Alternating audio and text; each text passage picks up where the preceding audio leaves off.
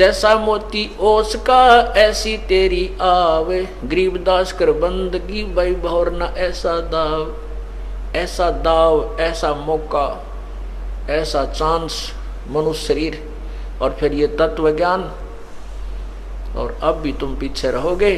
कहते फिर परमात्मा ना संभाले तुमने कई हजारों वर्षों तक,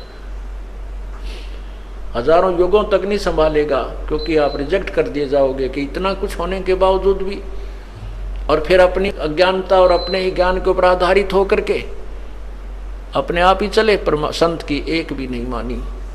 क्यों कुछ दिनों के बाद परमात्मा इतना सुख दे देता है, यूं सोचा है बस मौज माजरी है और ऐसे ही होना था। नहीं, यही भूल समाप्त कर देना कि प्रभु के चरणों में आने के बाद जो आपने पुण्यदान किया है, ये हो सकता है आपका इस जीवन भी चल सके और एक दो जीवन और भी चल सकता है, इतना पुण्य हो जाता आपका। लेकिन जिस दिन से आप संत से विमुख हो जाते हैं उसी दिन आपका फुल स्टॉप हो जाता है। आप जो परमात्मा की मर्यादा को भंग कर देते हो, अपने मनमुखी शुरू हो जाते हो, उसी दिन से आपकी भक्ति पर फुल स्टॉप लग जाता है आगे की। जब तक आप पुनः उपदेश प्राप्त नहीं कर लेते, उपदेश प्राप्त कर लेने मात्र से भी नाम नहीं जुड़ जाता। परमात्मा कहते हैं इन बातों क्या पाइए कर सतगुर नजर निहाल, राजी कर सतगुर रूठे नू। ठीक है, कोई भक्त है पहले लगा हुआ है, फिर उसने बीच में बकवाद कर दी, दोबारा भी चौथा भी नाम ले जाता है। जब तक इस दास हृदय से उसको उपदेश नहीं देता तब तक उसका पुनर्नाम सब नहीं जुड़ पाएगा। ये मेरे बस की बात नहीं, ये परमात्मा की ही प्रेरणा अंदर से होती है।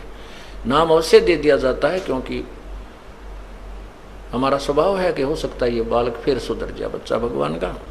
तो इसलिए कहते हैं राजी कर सतगुरु रूठे नु, यानी अपने सतगुरु, मान ले आपसे गलती हो जाती है, सतगुरु क्यों रुष्ट होते हैं? क्योंकि आप विद्यार्थी, वो विद्यार्थी से टीचर रुष्ट होता है जो कोई भी मर्यादा नहीं निभाता, बार बार समझाने के बाद भी शरारत करने से बाज नहीं आता, तो वो उससे रुष्ट होता है। ऐसे ही परमात्मा का मार्ग है, आप विद्यार्थी हैं, ये दास आध्यात्मिक टीचर है। आपके हित के लिए आपको समझाया बुझाया जाता है, गलती करते हो आपको धमकाया भी जाता है, आपके भविष्य को मद्देनजर रखते हुए। निदास का कोई लेन देन नहीं।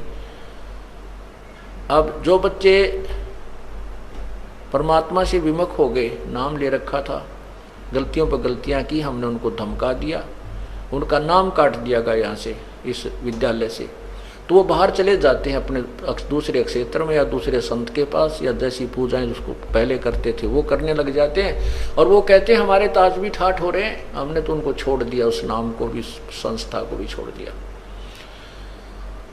और कहते हैं अब हमें कोई हानि नहीं हो रही है।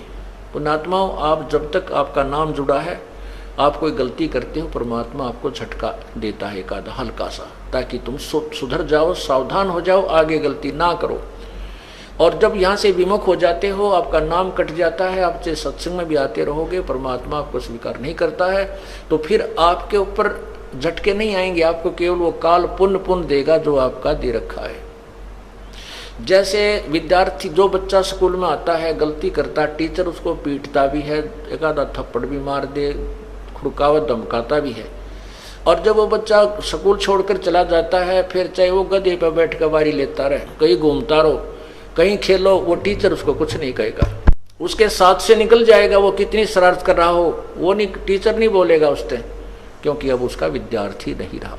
इसी प्रकार जो अनजान व्यक्ति यहाँ से चले गए, उनको पूर्व जन्म की जो यहाँ रहते हुए और इस जन्म में भी जो पुण्य किए, भक्ति की, वो काल उनको अवश्य देगा, और उसके कारण वो ठाठ करते नजर आएंगे। और हो सकता है इस जीवन में कोई हानि भी ना हो, क्योंकि उनको पीटेगा नहीं कि अध्यापक, क्योंकि वो अब विद्यार्थी नहीं रहे और अपना जीवन बर्बाद कर रहे हैं। फिर मजदूर लगेंगे जो विद्यार्थी विद्यालय छोड़कर चले जाते हैं टीचर के धमकाने खुरकाने से, तो वो सफल नहीं हुआ करते।